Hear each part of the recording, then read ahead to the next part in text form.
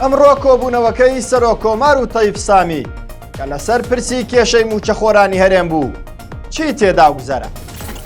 بۆچی وەڵامەکانی وەزیری دارایی عێراق لە ڕاگەندراوی سەرۆکایەتی کۆماردا نەبوو؟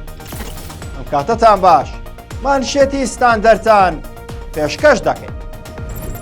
ئەمڕۆ پێنجشەممە لە کۆشکی سەلام دکتۆر لەتیف ڕەشید سەرۆک کۆماری عێراق لەگەڵ تەیب سامی وەزیری دارایی حکوومەتی فیدراڵ کۆبوویەوە.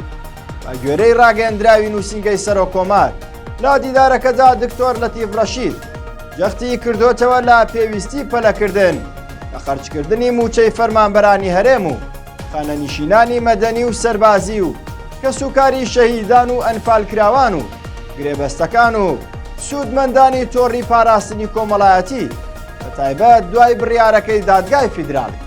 هەروەها ئاماژەی بەوەش کردووە دواکەوتنی خەرجی شایستە داراییەکانی ئەو چوین و توێژانە ڕاستەوخۆ کاریگەریان لە سەربارودۆخی ژیان و ئابووری و کۆمەڵایەتی لە هەرێمدا هەیە. پێدەچێت وەڵامەکانی تەیب سامی بە دڵی سەرۆک کۆمار نەبوو بێت، بۆیە لە ڕاگەندراوەکەدا بە وشەیەکیش وەڵامی ناوبراوی دەربارەی شێواز و چارەسەری کێشەی موچەخۆرانی هەرێم تێدانی. ئەوەی لا قسەکانی وەزیری دارایی گواستراوەتەوە ئەوەیە تەیب سامی ئاماژەی با پەرۆشی وەزارەت کردووە بۆ جێبەجێکردنی پلانی وەزیری بە مەبەستی پەرەپێدانی لایەنی ئابووری بە شێوەیە کا دەرفەت بۆ گەشە پێدانی هەمەلایەنە بڕەخسێنێت لە پێناو پێشکەشکردنی باشترین خزمەتگوزاری بە هاوڵاتیان. ئەمەش دەری دەخات تەیب سامی هیچ بەڵێنێکی کۆنکرێتی بۆ چارەسەری کێشەکان بابێ پابەندی حکوومەتی هەرێم نەداوە.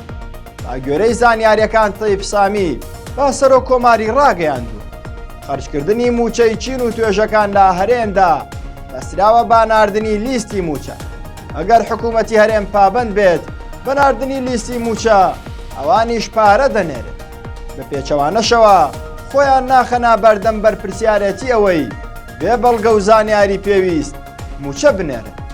حکوومەتی هەرێم تا ئێستا هەم پرۆژەی تەوتینی ڕەت کردوتەوە و هەمیش ناردنی ناوی موچەخۆرانی سەربازی و ئەمنی.